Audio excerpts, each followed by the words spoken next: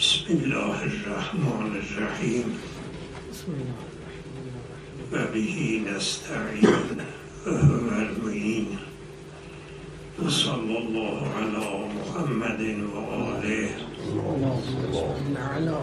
الطیبین الطاهرین و لعنت الله علی اعدائهم اجمعین. آیه را که شروع کرده بودیم، دو جمله را امروز باید بررسی کنیم.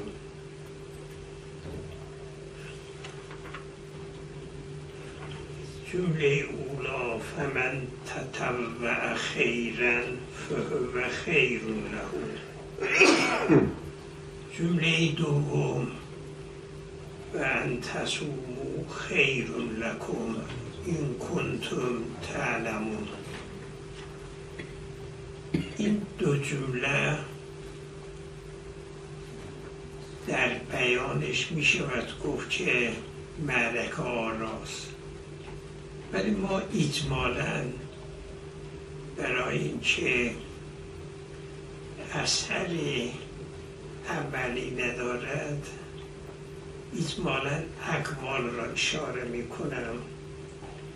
اما فمن تطوع خیرا فهو خیر له ففی تفسیره و تطبیقه اقوال یشیر الیها اجمالا.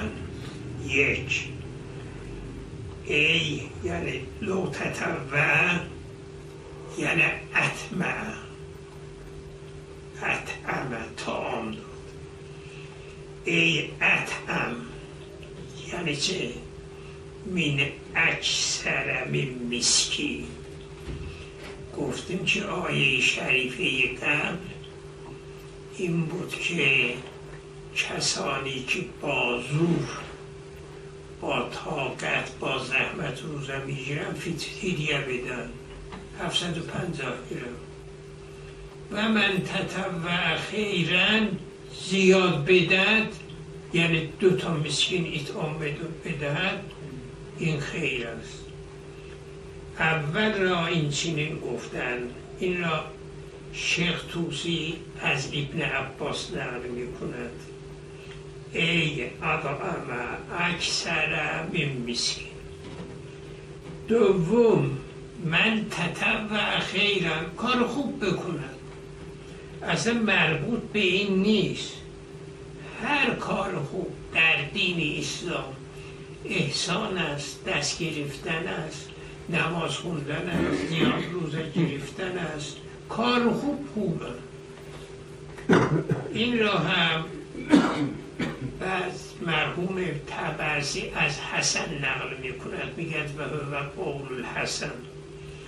سومی من تطوع خیرا، ما گفتیم که پیر مردها اونایی که یشق علیه الصوم اونا فدیه بدن. حالا کسی بیاد هم فدیه بدهد هم روزه بگیرد. ای جمع بین الصوم و الفدیه و الیه ذهب شهاب. البته او را باید تفسیر کنیم قبل از نسخ. دیروز گفتیم که اینا میگن که اول 3 روز نازل شد یا 1 ماه نازل شد. در شریعت یه حکم که تازه بیاد سخت میاد.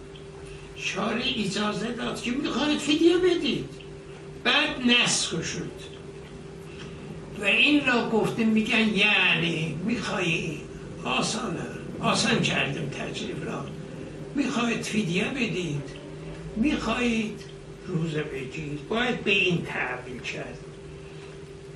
4 من تبوع ای عطا امر الله.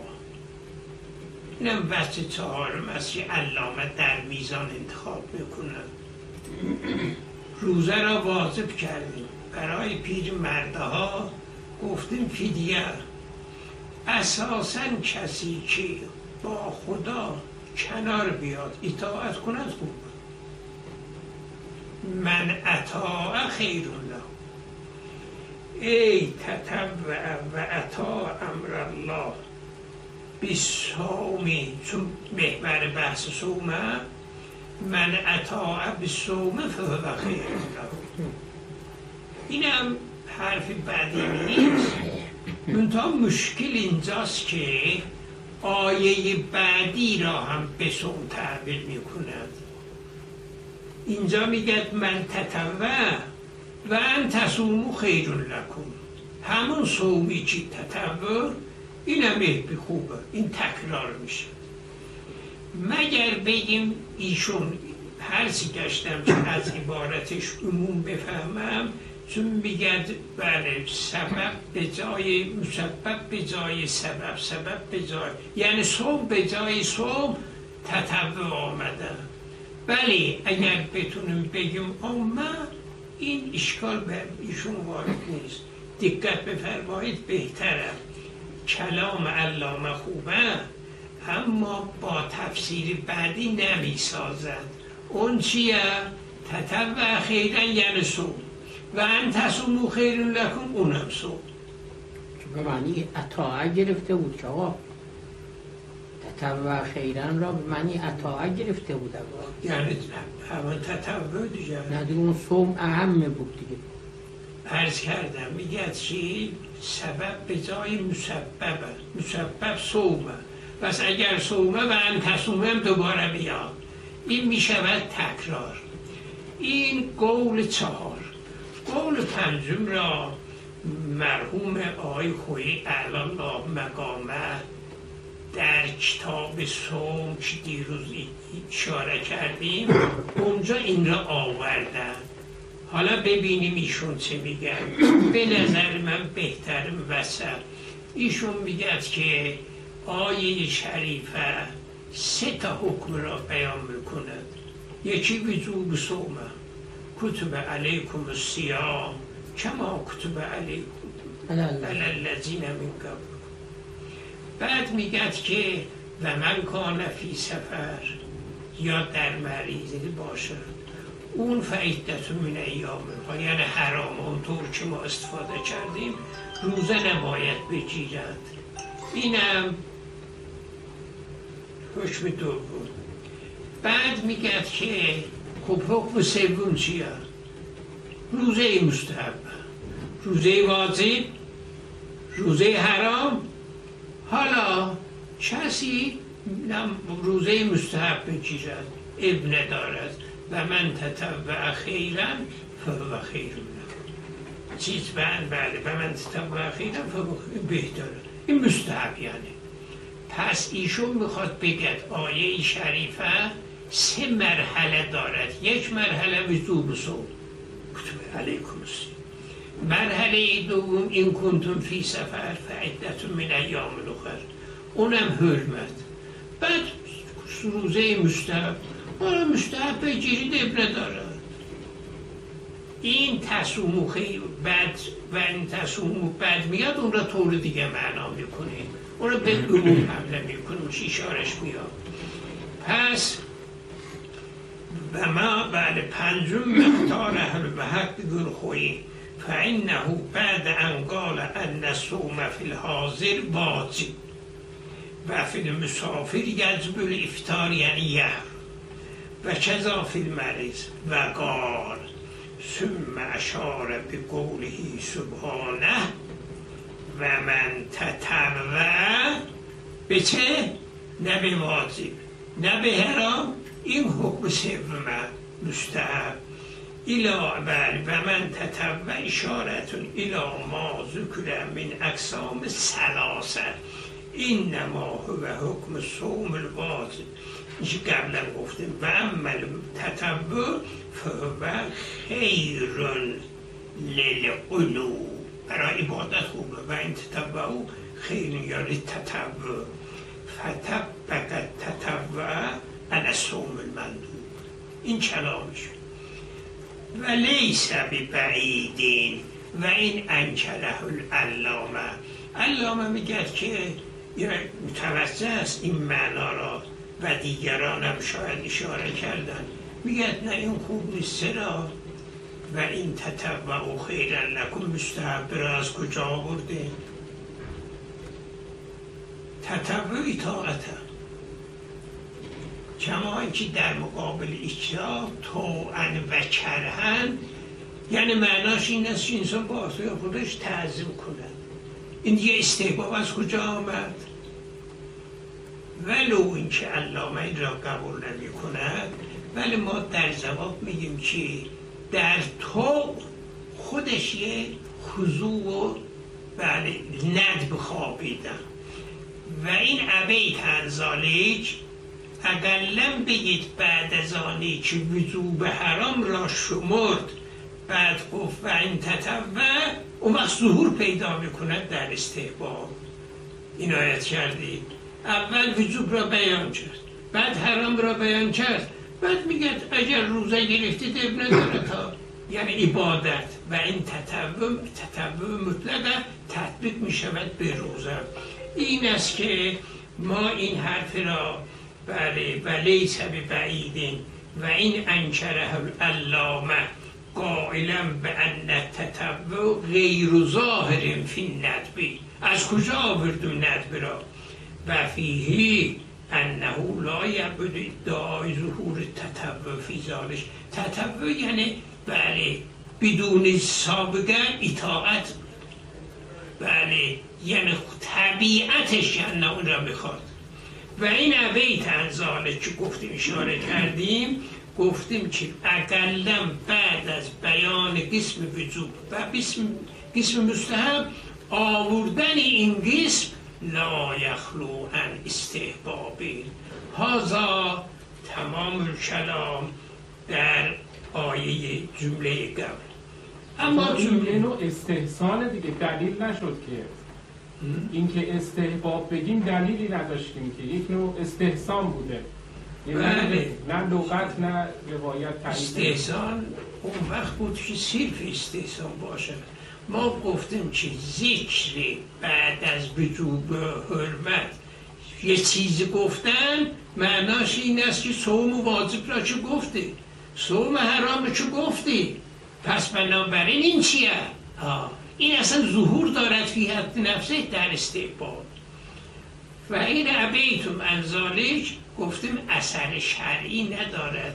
ما اینجا چه بگیم که حرف علامه به وجوب میاد این شهر رمضان، چه به مستحب اثر شرعی ندارد. یعنی ما یه وظیفه اضافه کنیم بگیم ما یه حکم دیگه داریم، این از آیه در نمیاد. غایتش این است چجور معنا کنیم؟ در معنا دو احتمال دادیم. نمی شود گفت چون آیه در صدد این است که روزه‌داری را یه خورده در نظر مردم خلاصه خورده از سنگینیش بخواهد، ولذا بگیم که یعنی مجبوری نگیرید، از روی به قول طوع بگیم. یعنی ماه رمضان را مستحبن بگیم؟ نه مستحبن نه.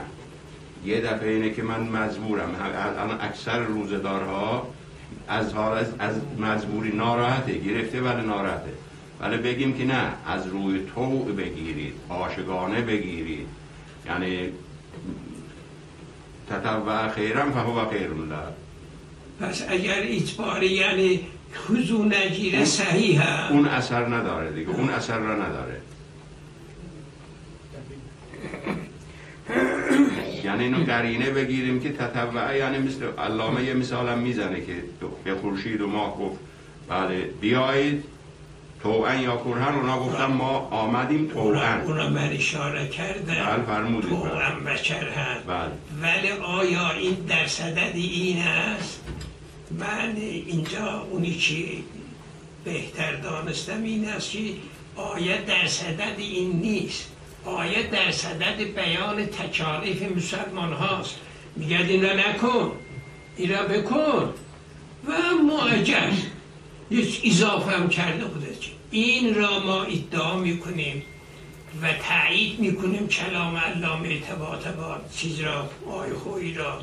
این اصلا آیه سوگش اینه و ان تصوموا خیر لکم. این دیگه چه میگه؟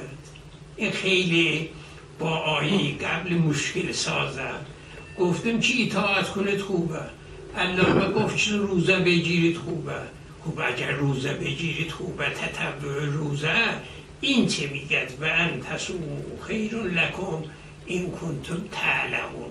اگر بدانید روزه گرفتنتون خوبه. اینجا هم احتمالاتی هست.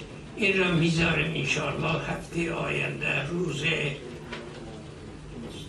سه شنبه ظاهرا 22 امروز چهارشنبه است دیگه. بله چهارشنبه. باید یه روایتی اینجا خونده باشه. قبل از شروع روایت اصلا و من تطوع خیرن، این کلمه خیرن اعمه. اینو هم خوابوندن به معنای صوم، اونم صوم مندوب، اینم یه دلیل هم. و من تطوع خیرن اعمه. طبق برنامه‌ای که روزهای چهارشنبه داریم این را آیان علاقه دارن و ما این را ترک نکنیم. این ایام هم مناسب ایام امام حسین هم. برای اینکه امام حسین این ماها از مدینه حرکت کرده به مکه، بعد مسلم را فرستاده. یکی از راه‌هایی که امام حسین هم داشت می‌آمد زیحس میگن، زیحس، اونجا یه عبارتی دارد. عبارت یعنی ظاهرا خطبه است. این خطبه چند جمله را من به شما اشاره کنم تا ببین. حضرت در مسیرش الی کربلا یقال ذیحسم این هذه الدنیا قد اغبرت و تنکرت و ادبر معروفها فلم یبق منها الا سبابه کسبابت الینا. این دنیا تیره و تارک شده، غبارآلود شده و ادبر معروفها یا ادبر معروفها یا معروفش یا کنار انداخته. فلم یبق منها الا سبابه، فقط ته کاسه چیزی مونده. فلم یبق منها الا سبابه. سبابه میگن کاسه یا لیوان آب داشته باشد، معلق کنید بریزید تهش یه قطره دو قطره، یه تمام کارهای خوب از بین رفته. لم یبق الا سبابه کسبابت الینا.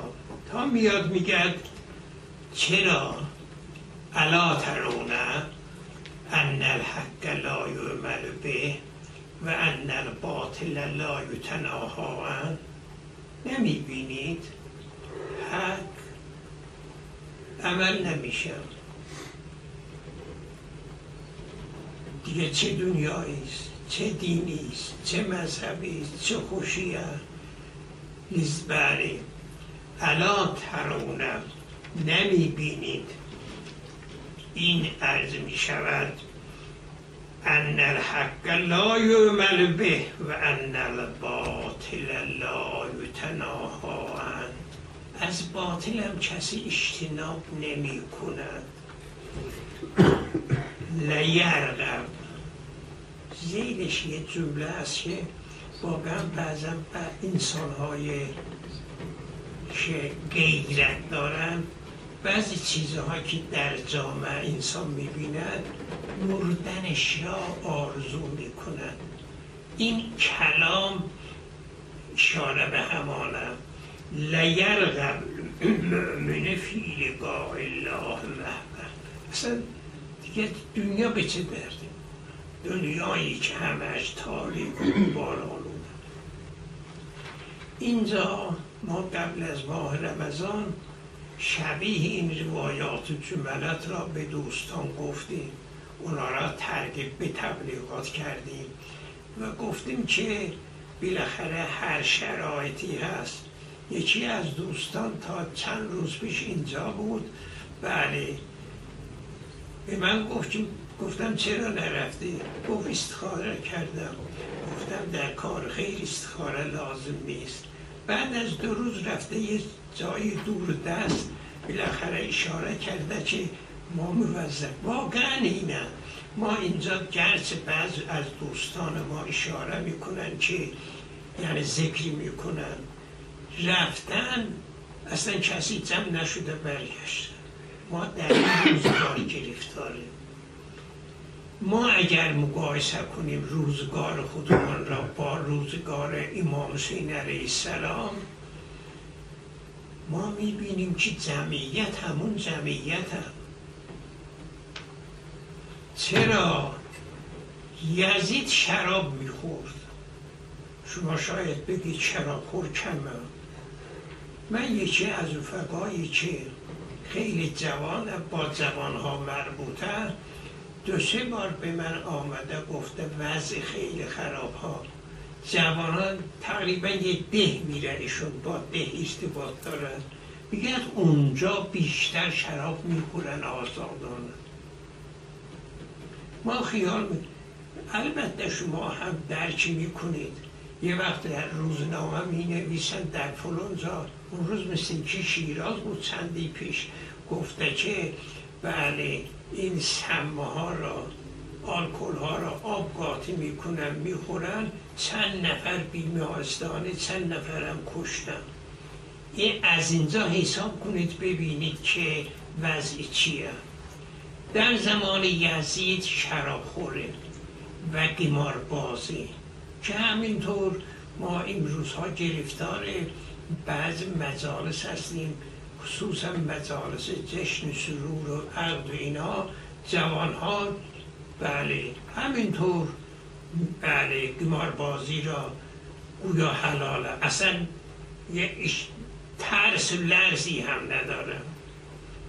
از جمله چیزهایی که در زمان یزید بود این انحراف جنسی هم.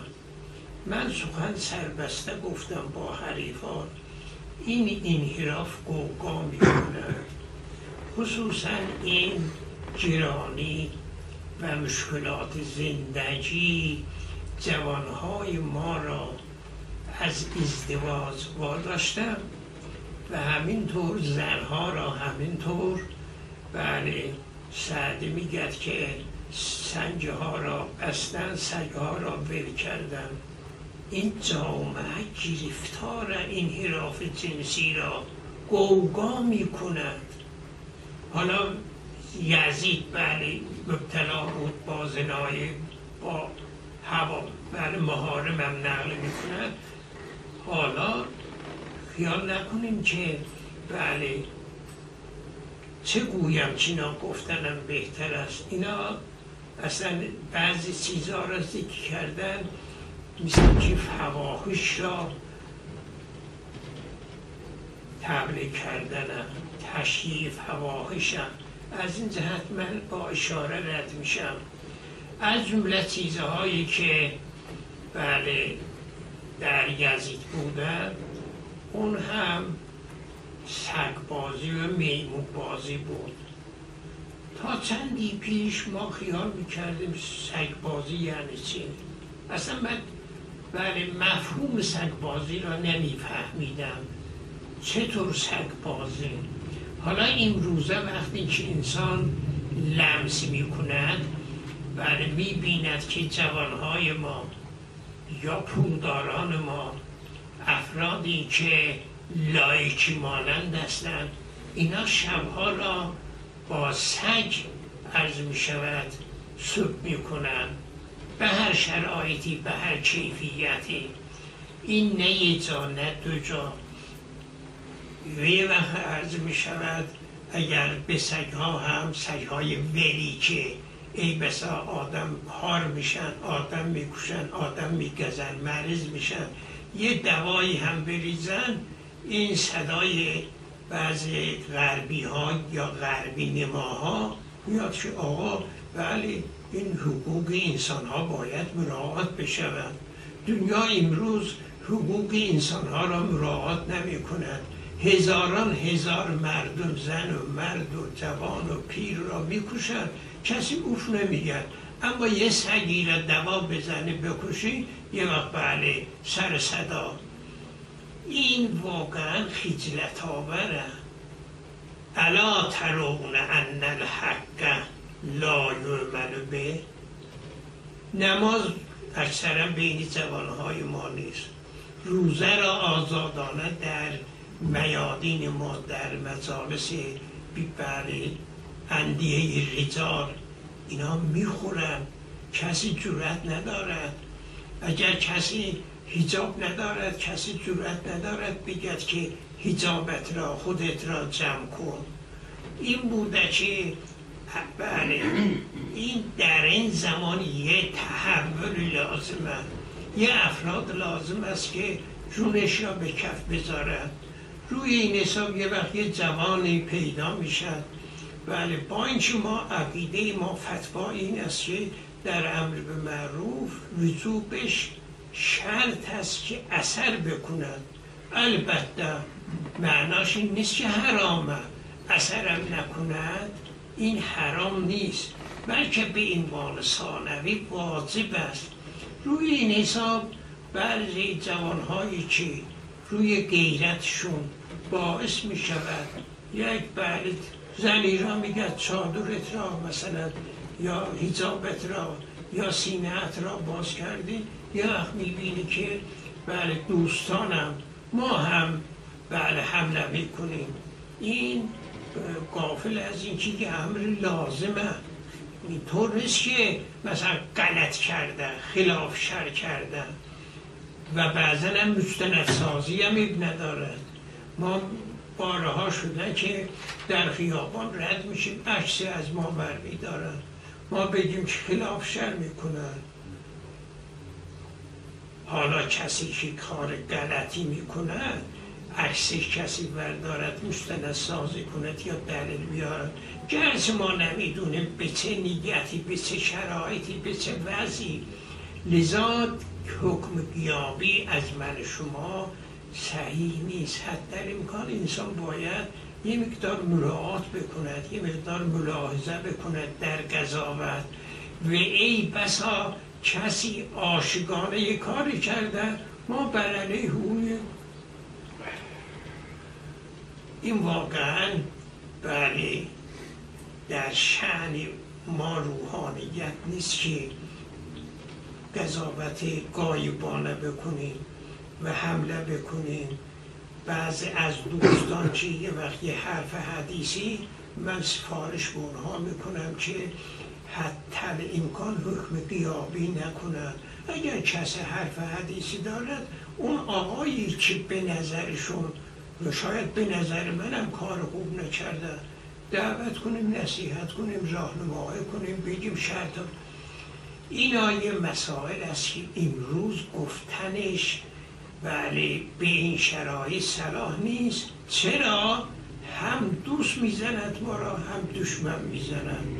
ما این کارها را برای دشمن بله خوشحاله درست میکنیم. مطلبی که باید اشاره کنم این است که اخیراً ای بسا بله همینطور قضاوت دوم فلان آقا فلان کار را کردن. اولا ما نمیدونیم. میدونید که این بله فضای مجازی اینطور نیست که حجت شرعیه باشد. فلان آقا فلان کار کرد، من نمیدونم فلان آقا فلان کار کرده یا نکرده. آیا کرده صحیح بوده یا غیر صحیح. تازه اگر غیر صحیح بود خودش دخالت داشت یا دیگری. از همه اینها میگذرم. من مسئله ایش اینجا بخوام مطرح کنم این است که این یعنی جامعه ما خیلی آلوده است. یه چیزی که از روحانیت میبینن یا الله شروع به حمله میکنن. این حق دارن اما نه به این معناش که بریشه اسلام ریش بر تیشه بزنن.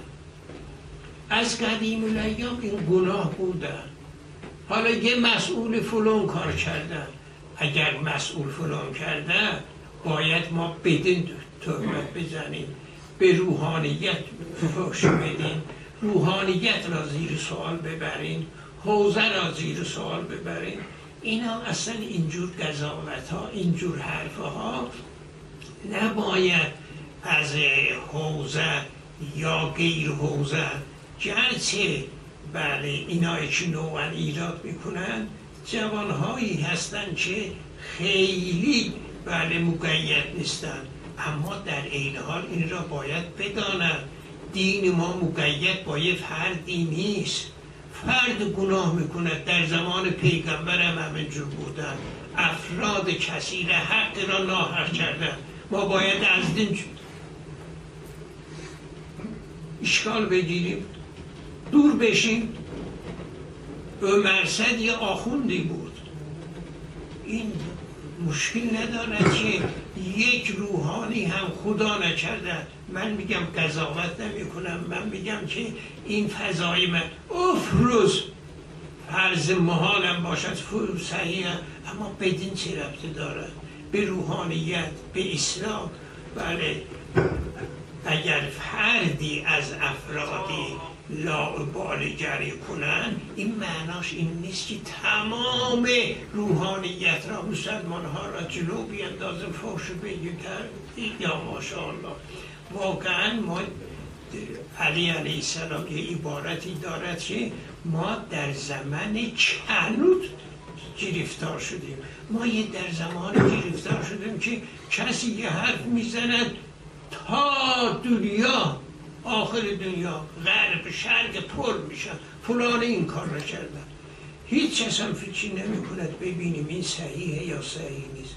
صحیح باشد یه نفر کرده چه ربطی دارد بله به اسلام و به مسلمین و امیدوارم انشاءالله ما موفق بشیم بله خود ما عمل کنیم دیگران هم انشاءالله اصلاح میشود. مشکل این است که ما خود ما را نساختیم. بیایید خود ما را بسازیم. خود ما را که ساختیم بله دیگران هم تدریجاً ساخته میشه انشاءالله. السلام علیکم.